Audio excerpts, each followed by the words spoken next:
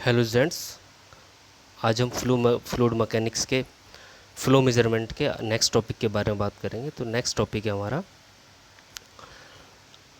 Discharge through small orifice. Small orifice से विसर्जन, यानी हमारा जो पानी का डिस्चार्ज है स्मॉल ऑरिफिस से कितना होगा।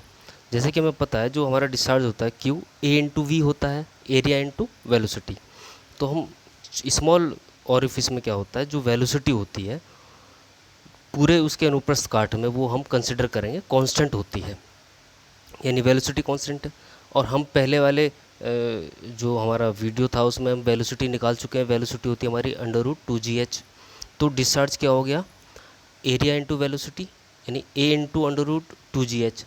और इसमें हम मल्टीप्लाई करेंगे CD की, कोफिशिएंट ऑफ डिस्चार्ज की। तो तब हमारा टोटल डिस्चार्ज क्या होगा, Q = CD इंटू A√2gh। ए हमारा एरिया हो गया और √2gh हमारी वेलोसिटी हो गई। अब हम डिस्चार्ज मेज़र करेंगे लार्ज ऑरिफिस यानी बड़ा ऑरिफिस से। बड़ा ऑरिफिस क्या होता है, जिसका हेड ऑरिफिस की डेप्थ से 5 डायमीटर से कम हो, तो उसे हम क्या कहेंगे, लार्ज ऑरिफिस। इसमें क्या है कि जो हमारी वेलोसिटी है हम पूरे क्रॉस सेक्शन में कांस्टेंट नहीं मान सकते, इसमें नहीं मानते क्योंकि एरिया बड़ा है। तब हम इसको simply discharge Q = CD A√2gh से नहीं निकाल सकते। इसके लिए हमें नया डेरिवेशन निकालना पड़ेगा। तो नया डेरिवेशन क्या है, हम एक आयताकार ऑरिफिस लेंगे, रेक्टेंगुलर ऑरिफिस, जिसके एक साइड में टैंक लगा है और डिस्चार्ज होगा फ्रीली एटमॉस्फेयर में, अंडर एटमॉस्फेरिक प्रेशर, जिसका हेड H है।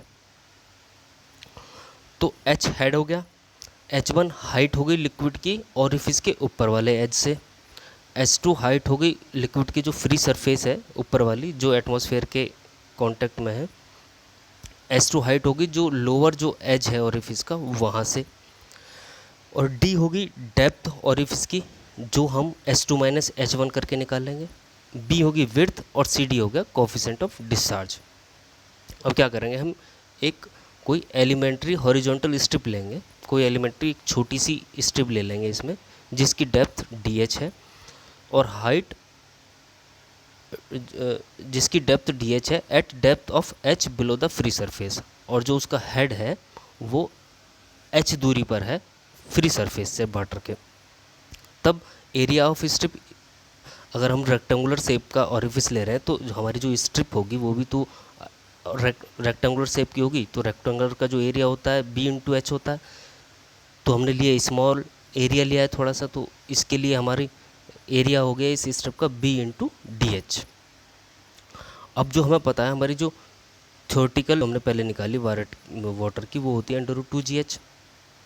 अब ये जो एलिमेंट्री स्ट्रिप लिए है इससे जो होने वाला डिस्चार्ज है, माना वो DQ है, तो वो कितना होगा, CD जो कोफिशिएंट ऑफ डिस्चार्ज है इंटू एरिया इसका स्ट्रिप का इंटू वेलोसिटी। तो CD इंटू एरिया क्या होगा, B × DH, और वेलोसिटी होगी √2gh। अब ये तो हमने एलिमेंट्री के लिए डिस्चार्ज निकाला। अब पूरे ऑरिफिस के लिए डिस्चार्ज निकालने के लिए क्या करेंगे, इस इक्वेशन का हम इंटीग्रेशन कर देंगे और लिमिट रख देंगे जो हमारी H1 और H2 है, जो फ्री सरफेस से अपर ऑरिफिस के अपर एज की जो दूरी है और लोअर एज की जो दूरी है। तो H1 और H2 हमने लिमिट रख दी, integration CD × B √2gh × DH। तो इसे सॉल्व करने के बाद हमें क्या मिलेगा, 2/3 CD × B √2g bracket H2 की पावर 3/2 - H1 की पावर 3/2। ये हमारा एक बड़े ऑरिफिस से डिस्चार्ज निकल कर आया, ये हमारा एक्चुअल फार्मूला है। अब discharge through fully submerge orifice, यानी जो ऑरिफिस पूरा डूबा हुआ है उस ऑरिफिस से डिस्चार्ज ज्ञात करना। पूरी तरह डूबा यानी एक तरफ ज़्यादा वाटर का लेवल है, वाटर का लेवल ज़्यादा है, एक तरफ कम है, पर कम वाले की तरफ भी जो ऑरिफिस का जो ऑरिफिस है वो पूरा डूबा हुआ है। वो एटमॉस्फेयर के कांटेक्ट में नहीं है। तो हमने एक पूरा डूबा हुआ ऑरिफिस लिया जिसका जो आउटलेट है वो पूरा डूबा है पानी से। Discharge of jet liquid into the liquid the same. जो हमारा जो सेकंड, जिसमें देखो दो टैंक है, एक लेफ़्ट एक राइट, लेफ़्ट का लेवल ज़्यादा है और राइट का कम है, तो दोनों का सेम ही लिक्विड होगा। तो हमने कंसिडर कर लिए 2 पॉइंट। एक पॉइंट कंसिडर किया जिसमें हाई लेवल है वाटर का और 1 पॉइंट, और दूसरा पॉइंट हमने कंसिडर किया जिसमें लेवल कम है पानी का। तो H1 हाइट है ऑरिफिस की अपर एज की लेफ़्ट वाले टैंक में फ्री सरफेस से। S2 हाइट है लेफ़्ट वाले टैंक की ही फ्री सरफेस से ऑरिफिस के नीचे वाले एज की। H difference of water level, यानी दोनों जो स्मॉल टैंक है और बिग टैंक के जो लेवल में अंतर है वो है कैपिटल H। B विड्थ है, D डेप्थ है जो हम S2 माइनस H1 से निकालते हैं, डेप्थ है ऑरिफिस की D S2 minus H1। CD coefficient of discharge है जिसे हम विसर्जन गुणांक भी कहते हैं। तो पॉइंट जो height of water above centre of orifice on upstream side, यानी जो लेफ्ट हैंड साइड में जो हमारा टैंक है जिसमें ज़्यादा लेवल पर पानी भरा है, उसमें हम निकालेंगे उस वाटर की हाइट ऑरिफिस के सेंटर से। वो क्या होगी, हमने माना HC है वो, तो वो होगी H1 plus H2 minus S1 upon 2। तो ये क्या आया सॉल्व करके बाद H1 plus S2 by 2। Similarly हम राइट हैंड साइड पे जिसका लेवल कम है उस टाइम ये दो हेड निकल गए हमारे। अब इन दो इक्वेशन को, पहली को ऊपर वाली को पहली माना, नीचे वाली को सेकंड माना।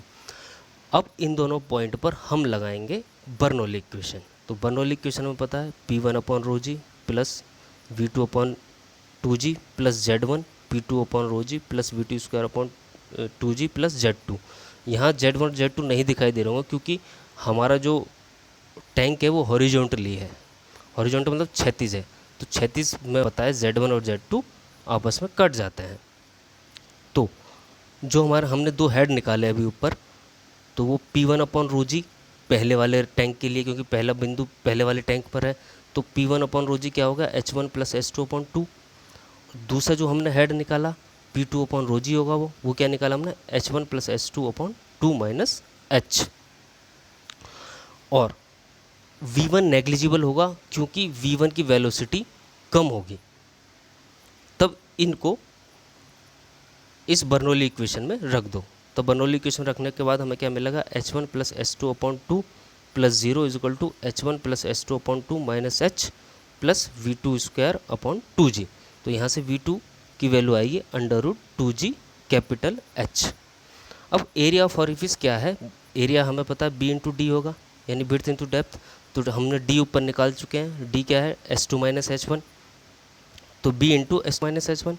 और डिस्चार्ज क्या होगा CD into area into velocity, CD यानी coefficient of discharge, CD into B into S2 minus H1 under root 2GH। तो ये हमारा जो फुली सबमर्ज, जो पूरा डूबा हुआ ऑरिफिस है उससे डिस्चार्ज निकल गया। अब अगला है discharge through partially submerge orifice, यानी पार्शियली सबमर्ज ऑरिफिस वो होता है जो आंशिक रूप से डूबा हो, यानी उसका आधा हिस्सा तो पानी में डूबा हुआ होगा और आधा हिस्सा नहीं डूबा होगा। तो इसके लिए हमें ऊपर वाले दो फॉर्मूले याद करने होंगे।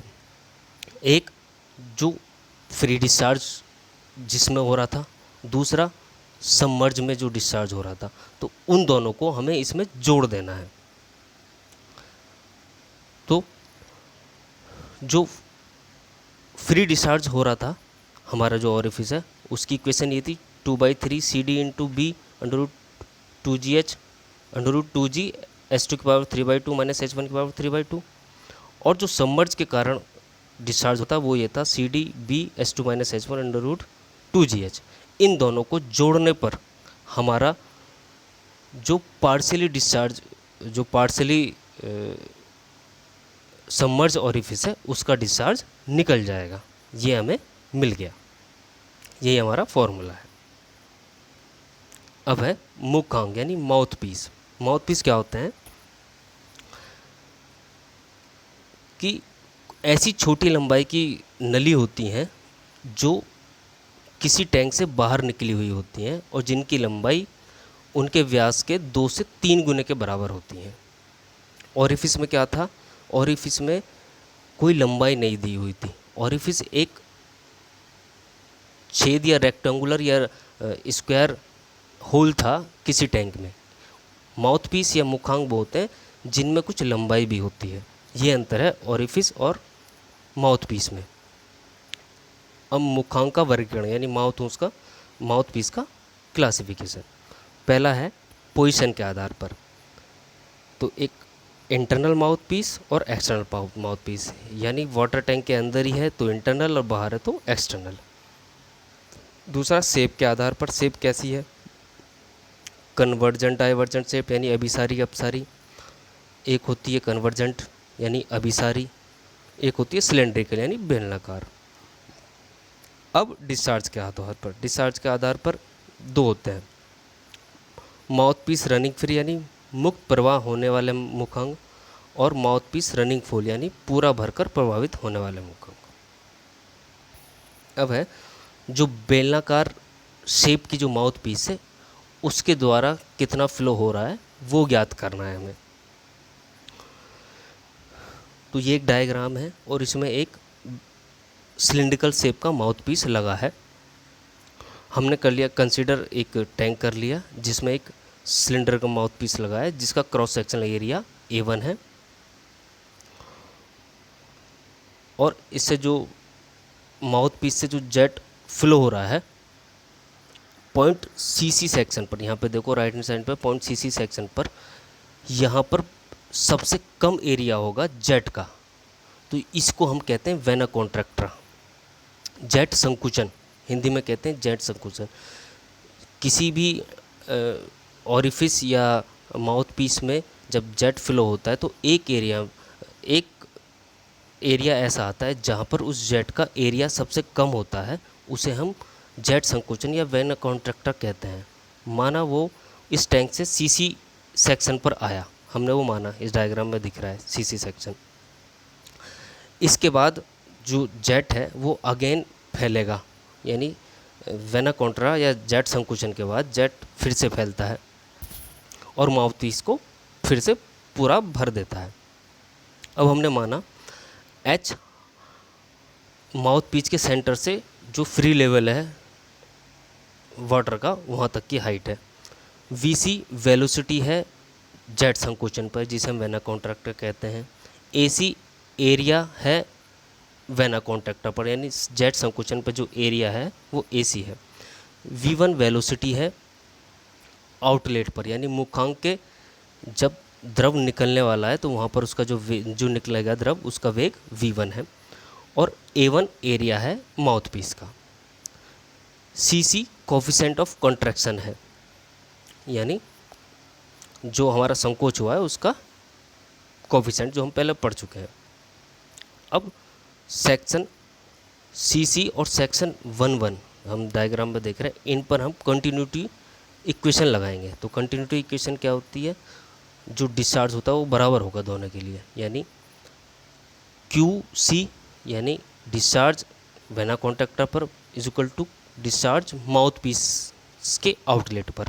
तो क्या होगा QC, तो डिस्चार्ज क्या होता है एरिया इंटू वेलोसिटी, यानी QC के लिए AC इंटू VC, और जो आउट हो रहा है माउथ पीस से उसके लिए डिस्चार्ज क्या होगा A1 इंटू V1। तो यहाँ से VC निकल जाएगी, यानी VC क्या होगी, वेलोसिटी है वेना कॉन्ट्रैक्टा पर, तो A1 V1 अपॉन AC, तो VC यहाँ से क्या निकल जाएगा V1 upon AC upon A1।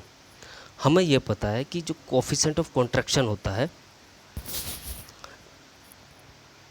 Jet संकुचन जो गुणांक होता है वो क्या होता है, एरिया एट जेट संकुचन यानी जेट संकुचन पर area upon original area, area, तो A C upon A one is equal to C C, और हमें पता सी सी की वैल्यू हम 0.62 तक रख सकते हैं। तो इस वैल्यू को इक्वेशन 1 में रख दो तब वी सी क्या मिलेगा हमें, V C is equal to V one upon C C, और V C is equal to V one upon 0.62। अब जो हमारा जेट है, जो पानी निकल रहा है टैंक से, वो सी सी पर तो कम हो गया, यानी सी सी सडन एनलार्ज हो जाएगा, यानी फैल जाएगा अचानक ही, क्योंकि वो पूरे माउथ पीस को भर लेगा फिर। तो उसके कारण क्या होगा कुछ हेड लॉस होगा सेक्शन 1.1 पर। ये हेड लॉस हम एच एल से प्रदर्शित करते हैं, ये हम आगे वाले चैप्टर में पढ़ेंगे, जिसमें ये डेरिवे मतलब ये H L is equal to V C minus V one का होल स्क्वायर अपॉन 2g कहाँ से आया, ये नेक्स्ट चैप्टर में पढ़ेंगे, उसमें पूरा डेरिवेशन है तब बताया जाएगा। तो अभी हम डायरेक्ट यहाँ वो वैल्यू रख देंगे कि हमारा जो हेड लॉस हुआ अचानक फैलने के कारण वो हुआ H L is equal to V C minus V one का whole square upon 2g। From equation V C is equal to V one upon 62 put in head loss. अब इस वी सी की वैल्यू जो पर हमारा हेड लॉस है उसमें रख दो, तो हमारा हेड लॉस कितना आ जाएगा, उसे रखकर 0.375 we one square upon 2g। अब सेक्शन 1.1 और सेक्शन सी पर, जो सेक्शन सी है उस पर बर्नौली इक्वेशन अप्लाई करो। नहीं, पॉइंट ए और सेक्शन 1.1 पर हमें बर्नौली इक्वेशन अप्लाई करनी है। पॉइंट ए अंदर है टैंक के और पॉइंट 1 बाहर है, बिल्कुल आउटसाइड।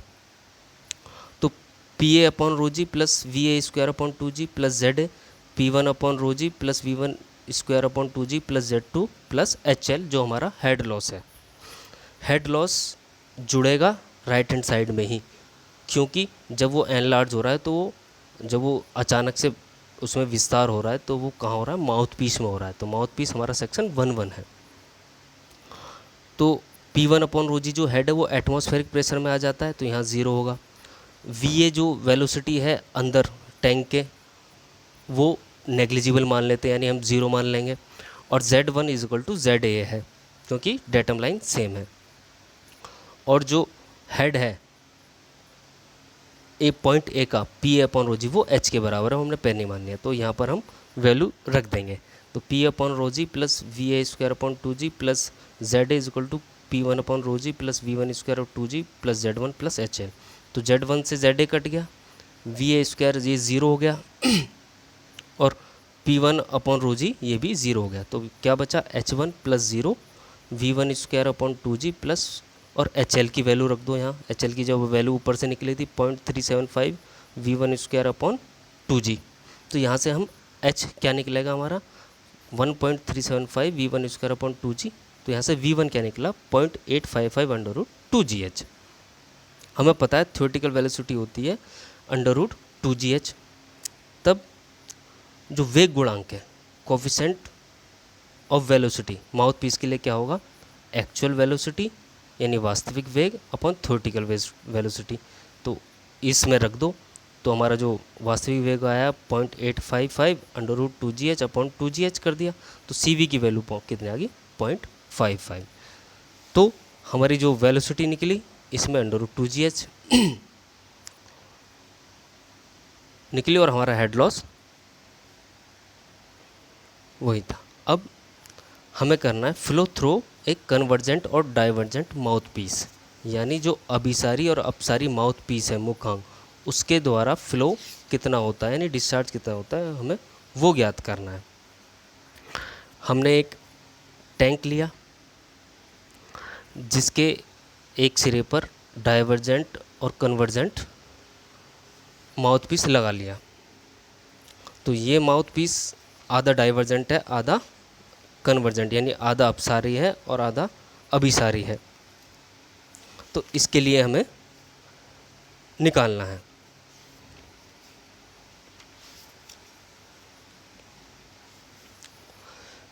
सीसी वो पॉइंट है जहाँ पर वेना कॉन्ट्रैक्टा बनता है हमारा। हमें पता है वेना कॉन्ट्रैक्टा वहाँ बनता है जहाँ जेट का एरिया सबसे कम हो, और उसके बाद ये हमारा डाइवर्जेंट और कन्वर्जेंट लेने का मतलब कारण यही है कि जो सडनली एनलार्ज हो रहा था, यानी सडनली जो विस्तार हो रहा था पानी में वेना कॉन्टैक्टा के बाद, जिस उसके कारण हेड लॉस हो रहा था, वो यहाँ पर नहीं होगा। क्योंकि जब वो एकदम से बढ़ने की कोशिश करेगा जेट, तो उसका एरिया वहाँ कम होगा, क्योंकि हमने डाइवर्जेंट और कन्वर्जेंट दोनों तरह के माउथपीस लगा रखे हैं, तो उससे हेड लॉस जो हो रहा था वो नहीं होगा। इसलिए ही एक कन्वर्जेंट डाइवर्जेंट का माउथपीस हमने लगाया। हमने माना कि सेंटर, जो माउथपीस के सेंटर से जो फ्री सरफेस है वाटर की, उसकी ऊंचाई या हेड हमने h माना। CC वो पोर्शन है जहाँ पर वेना कॉन्टैक्ट हुआ है, और A1 A2 A1 और ये 1-1 सेक्शन है, A1 B1 ये हमारा आउटलेट पर है। तब अब हमने क्या किया, वाटर टैंक और CC पोर्शन पर, जो वाटर टैंक है उसके अंदर माना कोई पॉइंट है वहाँ पर, और जो CC है वहाँ पर बर्नौली इक्वेशन अप्लाई करी। तो P1/ρg plus V² plus Z PC/ρg plus VC² plus ZC। तो VA यहाँ पर 0 है क्योंकि यहाँ वेलोसिटी हम नेग्लिजिबल मानते हैं, और जो हमने डेटम लाइन ली है वो माउथ पीस के बिल्कुल सेंटर में ली है, तो यहाँ पे Z1 और Z2 यानी ZC बराबर होंगे, और P/ρg HA के बराबर है, डायग्राम में दिख रहा है। VA यानी अगर A पॉइंट मान लिया जाए, या जो टैंक में है V वो 0 है, जो Z है वो H के बराबर है, और PC/ρg HC के =HC प्लस VC²/2g। तो यहाँ से VC की वैल्यू निकल गई है हमारे पास। तो VC की वैल्यू निकलेगी √2g HA plus H minus HC। अब सेक्शन CC पर और सेक्शन 1-1 पर बर्नौली इक्वेशन लगाओ। तो अब यहाँ देखो, दोनों सेक्शन पर एक ही डेटम लाइन है यानी आधार रेखा, तो ZC और Z1 बराबर होंगे, और P1/ρg HA के बराबर होगा, ये हमें पता ही है।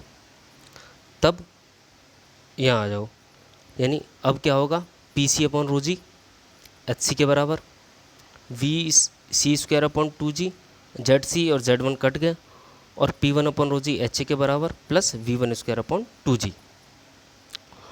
अब इस इक्वेशन में HC की वैल्यू पुट कर दो, क्या है HC plus VC²/2g HA plus H। यहाँ पर HA प्लस H की वैल्यू पुट कर दो। तो ये पुट करने पर क्या मिलेगा हमें, HA plus V1²/2g H plus HA। अब यहाँ पर हमें क्या मिल जाएगा, V1 की वैल्यू मिल जाएगी। तो V1 की वैल्यू क्या मिलेगी, HA से HA कटने के बाद √2gh। अब कंटिन्यूटी इक्वेशन लगा दो सेक्शन CC और 1-1 पर। तो कंटिन्यूटी इक्वेशन पता हमें, डिस्चार्ज C पर और डिस्चार्ज 1-1 सेक्शन पर, यानी AC VC into V1 A1। तब A1/AC VC/V1। तो हमें पता है VC की वैल्यू भी पता है, हमें V1 की वैल्यू पता है। तो A1/AC क्या आ जाएगा, 1 प्लस HA माइनस SC/H। तो डिस्चार्ज क्या हुआ, Q AC इंटू √2gh। ये हमारा डिस्चार्ज हो गया, जो अभिसारी माउथ पीस है उसके द्वारा। अब है पिटोट ट्यूब। पिटोट ट्यूब क्या होती है, पिटोट जो ट्यूब है खुली ट्यूब होती है जो बह रहे द्रव के क्षैतिज गतिज शीर्ष, यानी जो काइनेटिक हेड है, काइनेटिक हेड कौन सा, V²/2g वाला, को मापने के लिए प्रयोग की जाती है।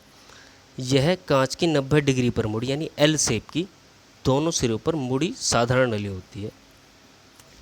द्रव का वेग मापने के लिए इसे द्रव में इस प्रकार रखते हैं कि नली की छोटी भुजा द्रव के प्रवाह की दिशा के विपरीत और समांतर हो, यानी जो छोटी जो भुजा होगी वो द्रव के अंदर होगी और उसकी दिशा के विपरीत में होगी और पैरेलल होगी, समांतर में। तब नली में एक ऊंचाई तक द्रव चढ़ जाता है, इसमें द्रव चढ़ेगा ही।